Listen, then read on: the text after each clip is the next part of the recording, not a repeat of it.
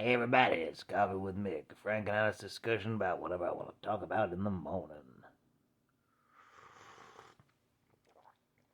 The other day I saw the famous or infamous episode of Star Trek Voyager, The Cloud. There's coffee in that nebula.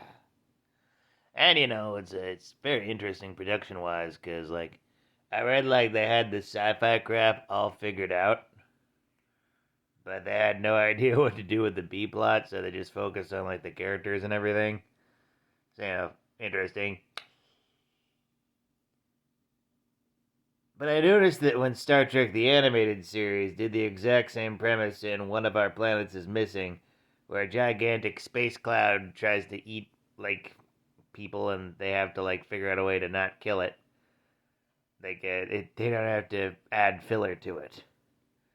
Yeah, that's another thing. No one talks about how radically similar the cloud was to that episode of the animated series, One of Our Planets is Missing, where basically, they meet a space cloud.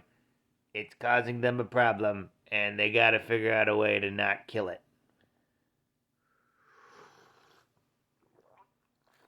And despite having incredibly limited animation, in some ways they kinda did it better. I've said this before about Star Trek as well as prestige format television in general. A large part of prestige format TV is just having plots that are just added to make the show longer. And an episode, The Cloud, it was kind of exactly that. You had a sci-fi plot, you know how to fix it, but you didn't know how to fill out the other 22 minutes. Part of that is Tom Paris making holographic sex dolls for him in the holodeck, basically. Oh, God. I miss when TNG, when we would point out how gross that is. Ugh. Quit making out with people you made. That's just weird. Ugh.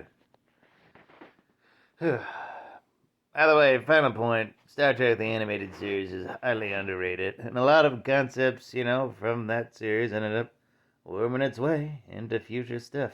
Yeah. Also, for whoever wrote the final years book, the Star Trek, you didn't need to do that. The final years were shown in Star Trek the Animated Series. Everybody knows that.